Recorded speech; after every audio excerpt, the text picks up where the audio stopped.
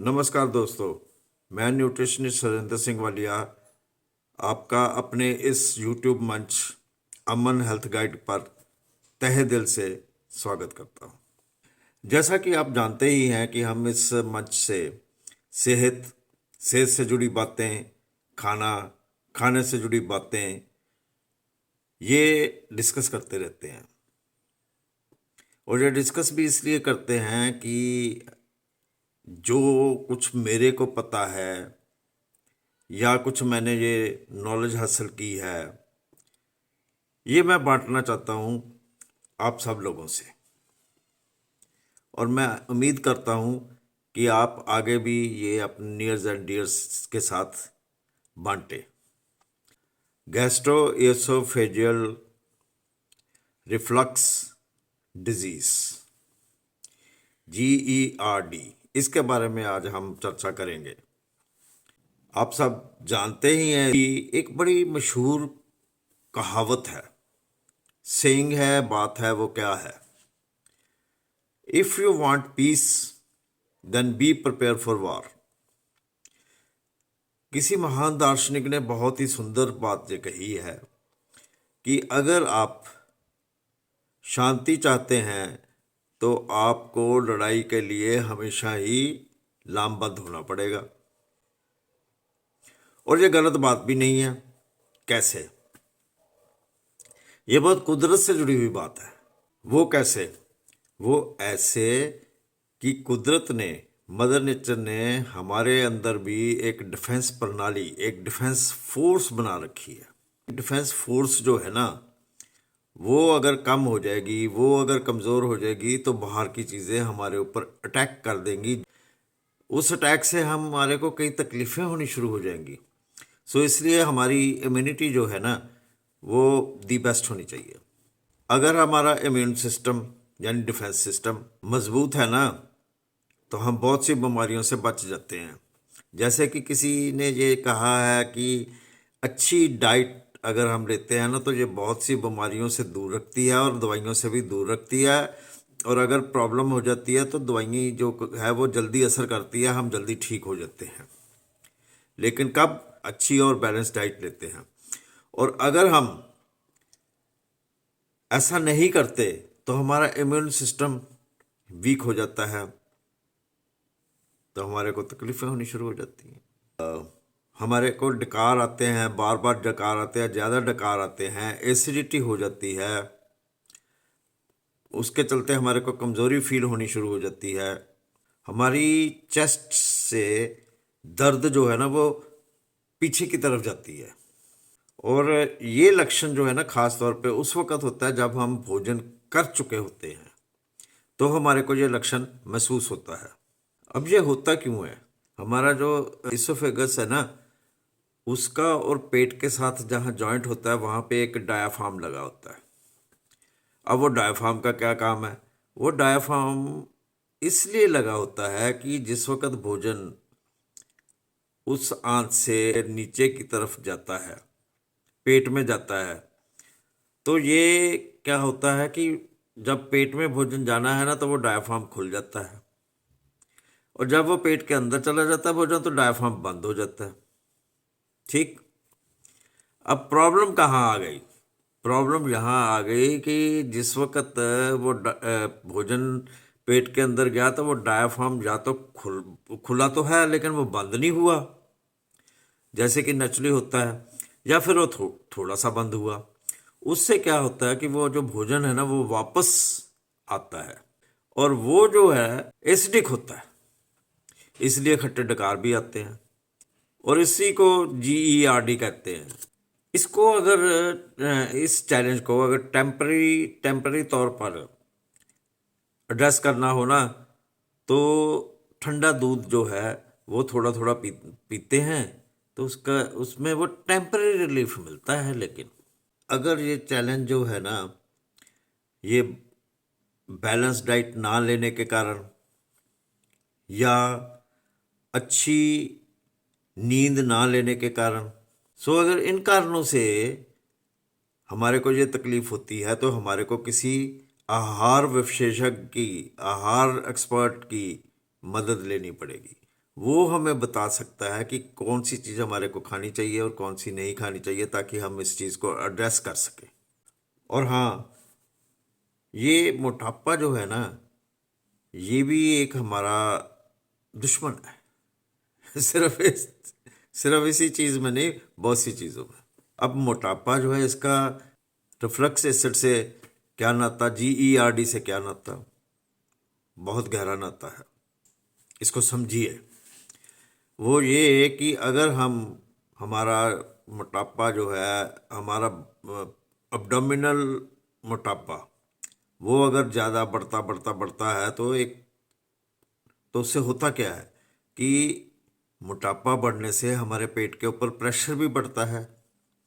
जब प्रेशर बढ़ता है तो हमारे पेट के अंदर के ऑर्गन्स जो है ना, वो सिकुड़ना शुरू हो जाते हैं। उन पे दबाव दबाव पड़ता है, उनके ऊपर भी प्रेशर पड़ता है। जब उनके ऊपर प्रेशर पड़ता है तो वो जो भोजन है ना, वो वापस नली में आता है। तो हमारे को यही तकलीफ़ें होनी शुरू हो जाती हैं। और ज़्यादातर उस वक़्त तकलीफ़ होती है जिस वक़्त हम लेटे हो या लेटें, उस वक़्त ज़्यादा होती है। होती वैसे भी है, तकलीफ़ वैसे भी हमारे को तकलीफ़ दे सकती है, पर उस वक़्त ज़्यादा होती है। और लेडीज़ में प्रेगनेंसी के दौरान ये तकलीफ़ ज़्यादा हो जाती है। तो जिस वक़्त डिलीवरी हो जाती है ना, तो ये अपने आप ठीक हो जाता है। खाना ही एक ऐसी ऐसी चीज़ है जो बीमारी को दूर तक और बीमारी को नज़दीक तक, यानी देर से ठीक होने में और जल्दी ठीक होने में टाइम ले लेती है। कि करें तो अब करें क्या, क्योंकि हमको कामकाज भी देखना है और फैमिली के साथ खाना है।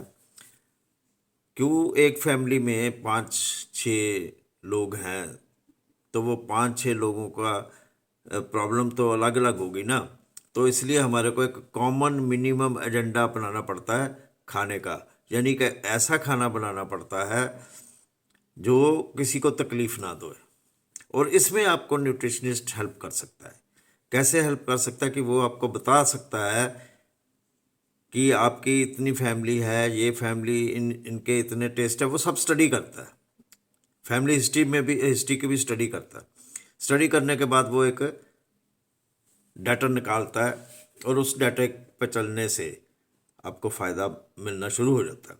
हम GERD के मरीज़ हो गए हैं, तो हमको क्या करना चाहिए? 2.5 से 3 घंटे लेटने से पहले कुछ ना ले, पानी के अलावा कोई भी ठोस चीज़ ना ले।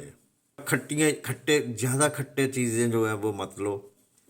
कैफीन युक्त चीज़ें, कैफीन युक्त जो ड्रिंक्स है ना, वो मत लें। कोल्ड ड्रिंक मत लें, कॉफ़ी मत लें। ज़्यादा खट्टे जो है, ज़्यादा खट्टे, आप इस बात को समझें, फल तो लें लेकिन ज़्यादा खट्टे नहीं, मत लें, कम लें। लेकिन अगर हमारे को एसिड रिफ्लक्स हो गया तो रोक दें। इंतज़ार करें उस टाइम का जबकि हमारा एसिड रिफ्लक्स ठीक हो गया है, GERD से हम बाहर निकल आए हैं। और हाँ, दोपहर को झपकी लें, सोएं मत। ये भी एक बहुत इम्पोर्टेंट पहलू है इस चीज़ का। झपकी लें, सोएं मत, याद रखें इस चीज़ को। अपने दिमाग के ऊपर स्ट्रेस कम लें। खाना खाने के बाद झुकना, लेटना, ये अच्छी बात नहीं है, इससे ये तकलीफ़ हो सकती है। हाँ, एंटी इन्फ्लामेटरी जो दवाएं हैं ना, एंटी इन्फ्लामेटरी मेडिसिन्स ज़्यादा लेने से भी ये तकलीफ़ हो सकती है। लेकिन आप कुदरत की बात देखिए, अदरक भी एंटी इन्फ्लामेटरी प्रॉपर्टी से भरा हुआ है। वो आप ज़्यादा लेंगे, उससे ज़्यादा तकलीफ़ नहीं होगी। वो उल्टा ठीक ठीक ही करेगा, उल्टा जो है वो फ़ायदा ही पहुंचाएगा इंसान को। केले में पोटाशियम होता है, नारियल पानी में भी पोटाशियम होता है, और वो हमारी एसिडिटी को, और नारियल पानी और केला जो है वो डाइजेस्टिव सिस्टम को तंदुरुस्त रखता है, पाचन शक्ति को तंदुरुस्त बनाता है, और भोजन हजम हो जाता है। तुलसी के 3-4 पत्ते लें, एसिडिटी की बात करने जा रहा हूँ। तुलसी के 3-4 पत्ते लें, उसको पानी में डाल के धो के पानी में डाल दें और उसको खुलाएं थोड़ी देर तक। खुलाने बाद उसको ठंडा होने दें रूम टेम्परेचर तक, फिर उसको पी लें। काफ़ी मदद मिलती है एसिडिटी को ठीक करने में। हाँ जी, एक और बात, आपने होटल्स में भी, ढाबों में भी देखा होगा, टेबल पे सौंफ पड़ी होती है, खाने के बाद लोग जो है वो सौंफ खा लेते हैं। वहाँ तो खा लेते हैं, लेकिन आपने देखा होगा कि घरों में सौंफ नहीं रखते हैं। पता नहीं क्यों नहीं रखते हैं। घरों में भी सौंफ रखी है। सौंफ चाय में डाल के पी लीजिए। और छाछ, लस्सी, ये जो है ना, इसमें आप अगर थोड़ा सा जीरा, थोड़ी सी काली मिर्च, नमक डाल लेंगे ना, the best, the best. Ayurveda में तो यहाँ तक कहा गया है कि ये जो GERD की तकलीफ है ना, अगर हम इससे एड्रेस करेंगे, यानी ये छाछ से एड्रेस करेंगे, तो हो सकता है कि दोबारा आपको ये तकलीफ हो ही ना, ऐसा आयुर्वेद कहता है। और लस्सी पीने से पेट की तकलीफ भी दूर होती है। और पेट की तकलीफ क्यों दूर हो जाती है? क्योंकि उसमें लैक्टिक एसिड होता है। और लैक्टिक एसिड होता है तो वो क्या करता है? हमारे पेट में हाजमा करता है। शॉर्ट शॉर्ट बता रहा हूँ, आप हमारे पेट में हाजमा करता है, डाइजेस्टिव सिस्टम को, डाइजेस्टिव फायर को बढ़ाता है। और छाछ में ना प्रोबायोटिक्स भी होते हैं जो हमारे को बहुत ज़रूरी हैं डाइजेस्टिव फायर को बढ़ाने के लिए। अब बात करते हैं कि इम्यूनिटी बढ़ाने के लिए हमें क्या करना चाहिए, कैसे बढ़ाएं हम अपनी इम्यूनिटी, ताकि हम इन चीज़ों को एड्रेस कर सकें। हमारी रसोई जो है ना, वो बहुत ही फ़ायदेमंद है हमारे लिए, लेकिन अगर हम उसको सही तरीके से इस्तेमाल करें। उनमें कई मसाले हम ला के रख लेते हैं लेकिन यूज़ नहीं करते, क्योंकि हमें पता नहीं होता है कि इसको यूज़ कैसे करना है और कौन सी बात के लिए क्या यूज़ करना है। जैसे कि 1 चम्मच हल्दी ले लें, वो दूध में ले लें, दूध में डाल लें और चाहे पानी में डाल लें। उसके बाद एक आधा इंच जो है वो अदरक, वो डाल लें। और 1 चम्मच देसी घी डाल लें, शुद्ध देसी घी। और उसमें ताज़ी पिसी हुई थोड़ी सी 1 चुटकी काली मिर्च डाल लें, ब्लैक पेपर। और इसको थोड़ा एक दफ़ा खुला लें और फिर ठंडा कर लें। तब इतना ठंडा करें रूम टेम्परेचर तक, और फिर उसको पिए। लेकिन एकदम से नहीं पीना, गट गट गट गट करके नहीं पीना है, मजे मजे। देसी घी भी हमारा को बहुत फ़ायदा देता है डाइजेस्टिव सिस्टम में। आप देसी घी कैसे लें? आप कोई भी चीज़ में देसी घी डाल के लड्डू बना सकते हैं। सुबह उठें, कुछ पत्ते लें, नीम के कुछ पत्ते लें, थोड़ा सा पानी लें और उसको ब्लेंडर में ब्लेंड कर लें। चाहे आप रूम टेम्परेचर तक थोड़ा सा गर्म करके पी लें, चाहे ऐसे ही पी लें। ये जो है ना, ये भी हमारी इम्यूनिटी को बढ़ाता है। इन्फेक्शंस हो जाती है ना, उसको भी ये दूर करती है, नीम के पत्ते। और ये लेने चाहिए हमारे को ज़्यादा फ़ायदे के लिए।